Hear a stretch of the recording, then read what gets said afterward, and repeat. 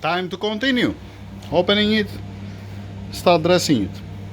Let me show you something before I continue and why it's important for me at least to be everything perfect clean, to don't have nothing on it.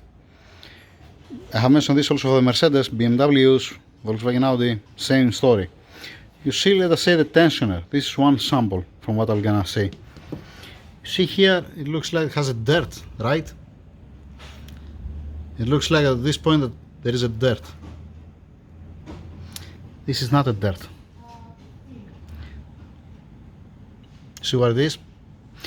In this case, let us say it's either to lubricate the chain or it's to controllable eject some oil pressure, let us say. Alright, I'm gonna give you one example. This is the tensioner, the middle tension for the M57. Alright, it's an old one, I'm not planning to use it.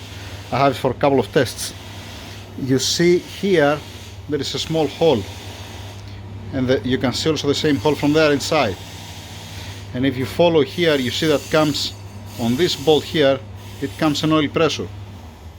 And I just touch this one and I make it dirty the gloves and I have to change the gloves. How lovely is that? Keep it there, dang it. Okay, same thing you see on this tensioner. See this small hole here? There is a reason, and it's very tiny hole. That's why it's important to be clean everything. You can see this hole by looking. One second. There you go. So, yep, spend 10 minutes, 20 minutes more and wash the parts properly than to have any headache. Moving on. Done, torque down. I'm gonna show you later. Oil pan, oil level sensor, crankshaft seal, bolts, new bolts there. Moving on. Alright, now crankshaft's been locked, the seal has been installed, damper pulley it's been installed, torque down.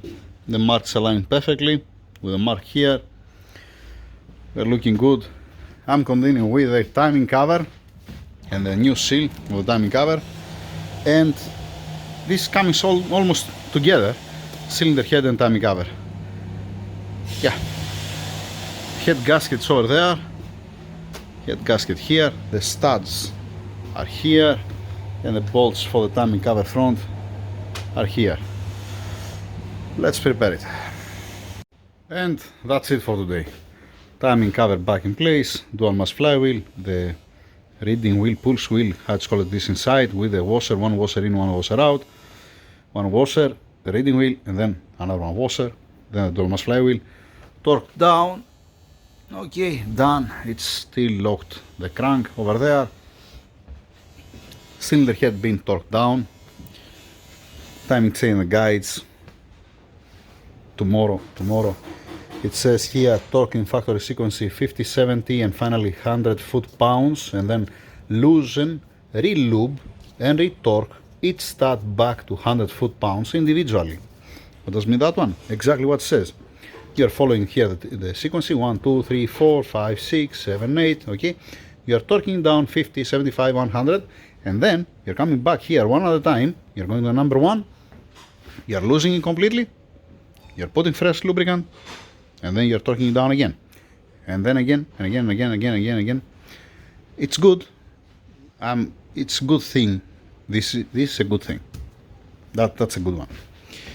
Sometimes I'm doing it even before the ARP, before I use the studs, I was doing with the stock one. It's okay. Damper pulley torque down, I said before, beautiful, excellent. We're looking good.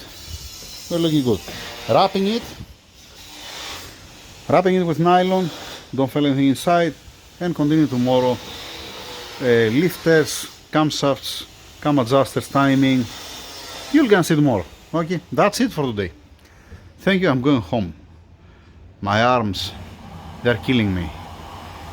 Torque down damper pulley, dual mass flywheel, and then the cylinder head was the cherry, on the cake. Alright, time to go home, continue tomorrow. Thank you.